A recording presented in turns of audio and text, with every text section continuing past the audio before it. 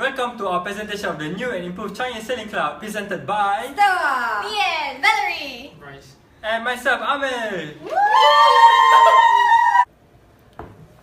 And now we're going to start the presentation with the trends and impacts facilities management. And the first one is the use of complex building system and control. Now, new technologies are now being implemented into our daily lives and even businesses. And a new emerging trend is the Internet of Things. Now, so what is the Internet of Things? And the Internet of Things are devices that are interconnected with one another, and it enables them to be remotely controlled through a smartphone app. So what can be connected? Pretty much anything. Printers, lighting systems, fans, HVAC, air conditioning, all of this can be controlled through a smartphone app. And all it needs is the devices that is able to be connected to wireless or Bluetooth, and it allows them to be it enables functions such as controlling a HVAC's temperature, the speed, can activate lights and deactivate lights all from the tip of your fingers. And the next trend is sustainability. Now, being sustainably in the business is a new trend for facilities management because there are 4 benefits, and they are being environmentally friendly, where they can reduce the usage of fossil fuels and from there reduce the impact of air pollution. Secondly is a positive brand image, because businesses that incorporate sustainable technologies are actually more community socially responsible. And thirdly is also to attract environmentally friendly members, because people enjoy patroning and joining clubs that are being environmentally friendly. And fourth is keeping the cost down in the long run. This is because the sustainable technologies are more power efficient, hence they are requiring less energy to use. And money that is spent on paying for expenses such as electricity bills and utility bills can be spent on other aspects of the club. And next, Hi, so now I'll be talking to you about the organizational structure of Changi Sailing Club. So this organizational structure actually focuses more on the facilities department of the club. So first we have our Chief Facilities Officer, which will be overseeing the Director of Operations, Administrative Assistants, and the Safety and Security. So for Administrative Assistant, they will be overseeing and responsible for the human resource of the facilities management, followed by the Safety and Security, which will oversee the safety of our members as they are sailing. So next, I will be focusing more on the Director of Operations. So under him, we have Monitoring and Evaluation, the Grounds Manager, Design and Construction, as well as the Marina Manager. So for the Grounds Manager, he will be in charge and responsible of the sailing shop, the air conditioning unit, technical aspects, as well as the landscape aspect of the club. So for sailing shop, basically he will ensure that the shop is working fine and do routine checks every month to see if there's any maintenance is required. Next, we have Design and Construction. Design and Construction will assess the club and to see if the club needs to have any refurbishment or renovation of any area after a couple of years. So they will work with the infrastructure as well as the landscape people. So under infrastructure, we have the building assistant, who will also help assist the infrastructure department. Lastly, we have the Marina Manager, which will be in charge of the Harbour Master, bosun, and sailing operations.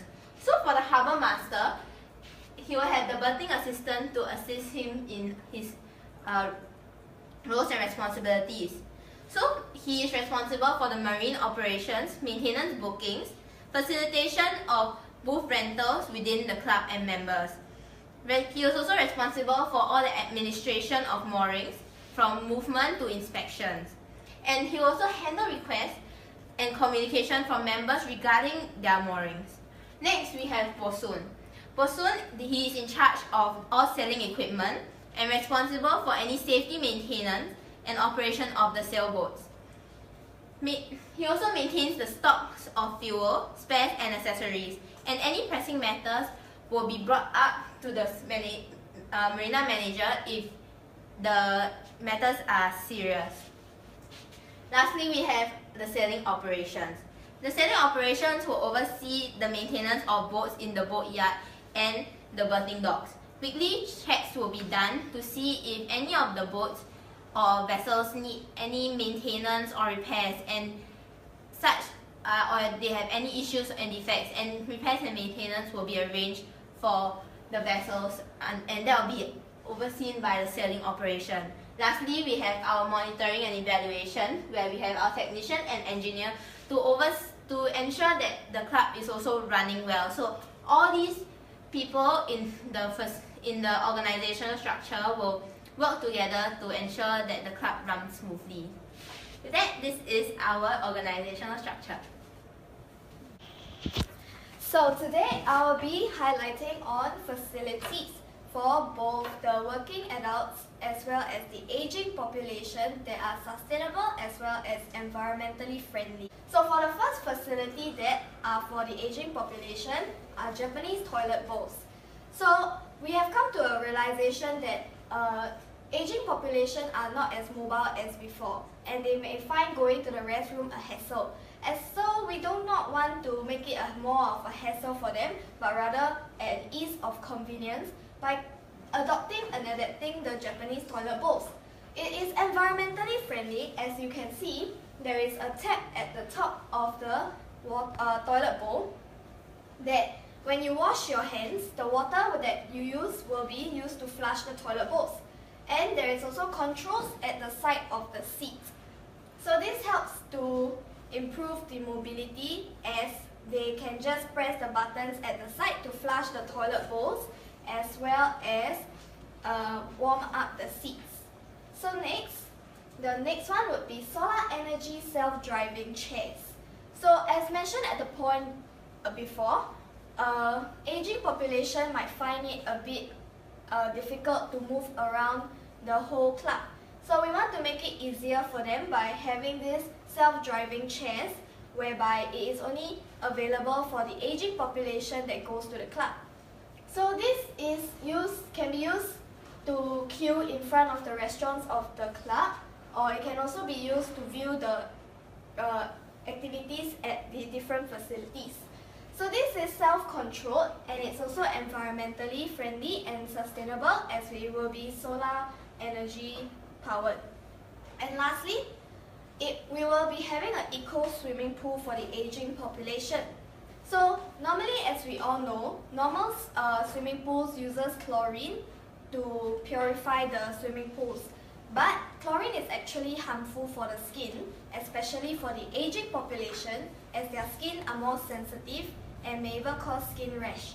So we want to make this into an eco-friendly swimming pool that is also environmentally and people-friendly and does not require any chemicals to clean. So all the plants, stones and sand are actually the purifying agents used for this swimming pool. So next I'll be moving on to the working class.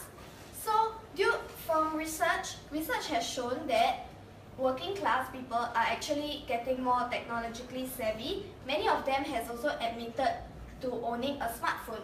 So we have decided to come up with a mobile app for the club. So the mobile app will show the club layout, allowing the user to navigate around the club easily without having to ask anyone else. So this will be an example of how the club app will look like, with different functions whereby they can actually have live activity updates, such as the latest sailing promotions, the latest sailing competitions, F&B promotions, or even any maintenance of the facilities, so that they do not have to make the hassle down to the club itself and find out that they cannot use the facility. So this is also a very environmental friendly way of promoting the club, because that we will be reducing the use of brochures and advertisements, which will eventually be thrown away.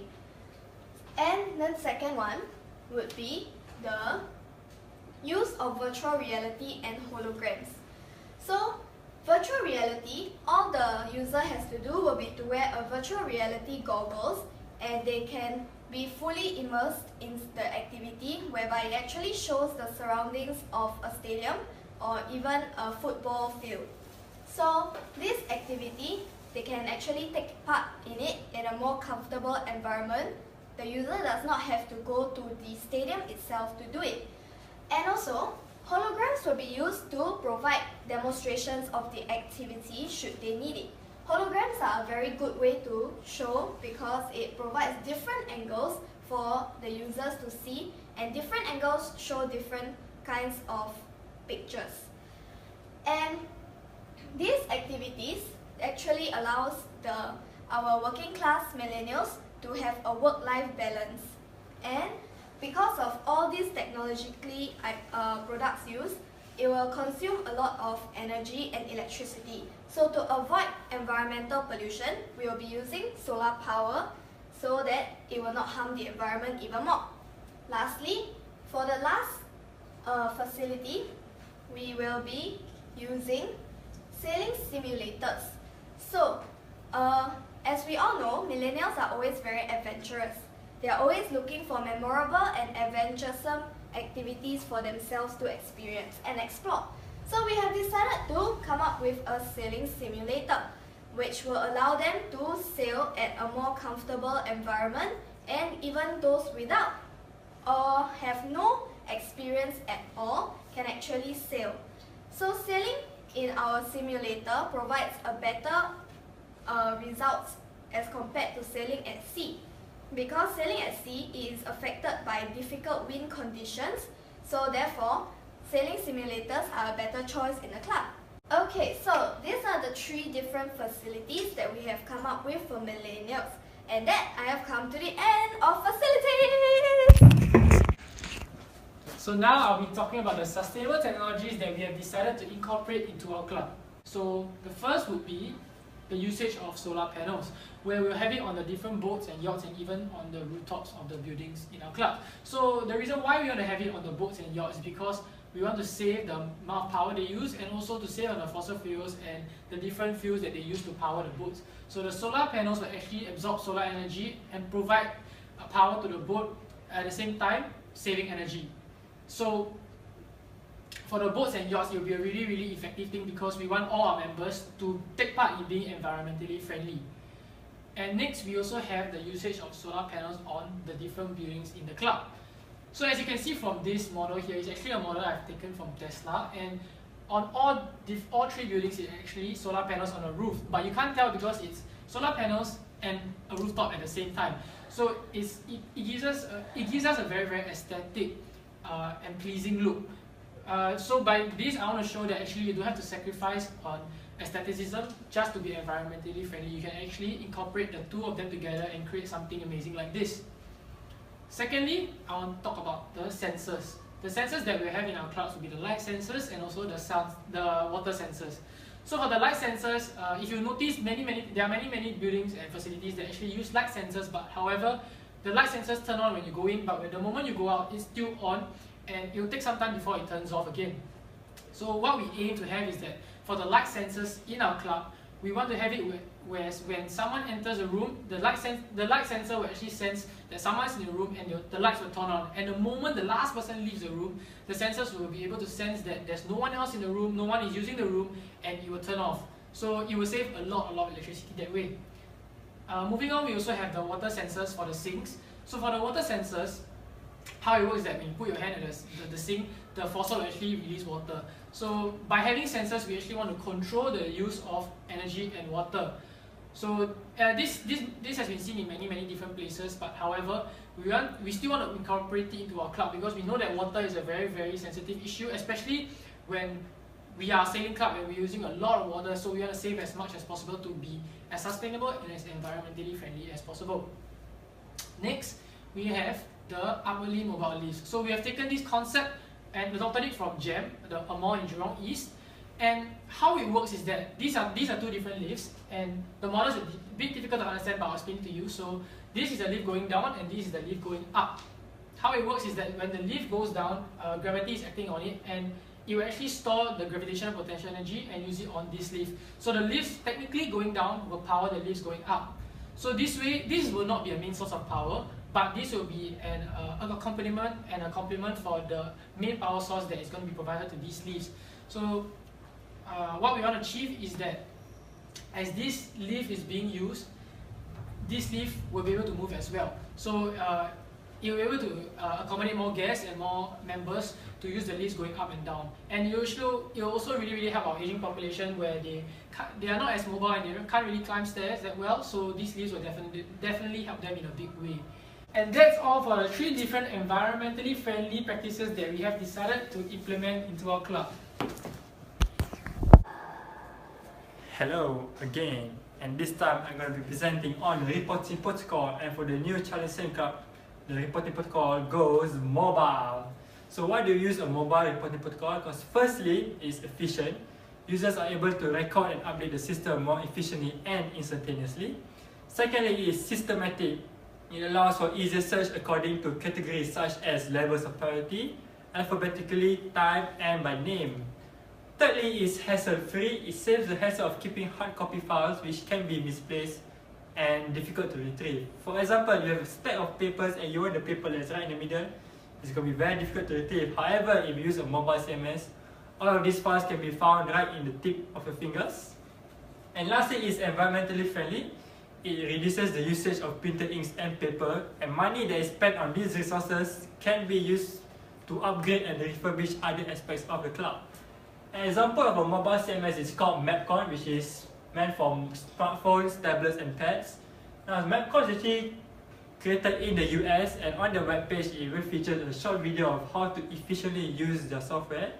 And the best thing about it is that they even offer a free 30-day trial where it allows for businesses to practice and use the software before they're able to permanently adopt it or not. So how much do all of this cost? And let me tell you, it's worth a lot more but costs a lot less for a low price of $30 per month or for a full price of less than $500. And considering the benefits that people can get from this mobile CMS, this price is actually very affordable. And that's it for the reporting protocol. Hello! Okay, so I'll be talking to you guys about aging building stock. So for aging building stock, we have listed out a few of these facilities. So for the first facility, we have listed out is the toilets and changing room. What we have noticed is that the toilets are very old and worn out, and it's actually very badly maintained. And the facilities in the toilets is also very, it's not modernized. So for our, especially you can see from the sink, the taps are manual taps. Unlike the ones outside, it's already using motion sensors, and also the toilet doesn't have a baby changing room as well. So that's one bad thing for the mothers in the clubs. So another facilities also we have pointed out is the car park in the club. So for the car park tiles are actually very uneven, and also it's a very open area, like it's an open car park, so there's no shelter, so it becomes a problem when it's raining. And since the club also accommodates to handicapped people, the handicapped people might have problems moving around when the tiles are very uneven and when it's raining as well. So lastly also we have listed out the chalets, because the chalets are actually meant for the club members. So the chalets look very old, and the wood has been rotting already, and the doors are also very old and dirty. So we also have the storage boxes. These storage boxes are very obstructive, and they're very they don't have proper locks. Even if they have locks, the locks are very rusty, and the storage boxes are very hard. It's not easy to remove the storage boxes and take your things out as well. So we have recommended a few new things for these facilities. We recommend new kinds of toilets. So we have recommended a new baby changing area which is mounted on the wall at the corner, and it will look much more modernized and cleaner as well. So especially for the toilets will have mirrors around, and the changing rooms will also be more convenient for our members. And as for our car parks, we recommend a sheltered car park with a smooth concrete road for the cars as well. So, and for chalets, our chalets we recommend to replace with new types of facilities in the chalets as well. And our lockers, we will have advanced lockers, meaning to say that our lockers will have digital locks instead of those rusted locks which use keys and padlocks. So that's it for my slide, right? Thank you. Thank you. Hello again. So now I'll be talking to you about green practices. So the club will actually be implementing 3 main green practices, but before that we'll be getting our members and staff to sign a pledge. And this pledge is actually for members and staff to show their support towards our club's green practices. So moving on, I'll be going into our 3 green practices, which is encourage use of green eco-friendly products, composting and green events. So first up, we encourage the use of eco-friendly products such as eco-friendly boat wash, paint, as well as LED. So as you know, Changi Sailing Club is a sailing club, and most of the members' boats will be berthed at sea.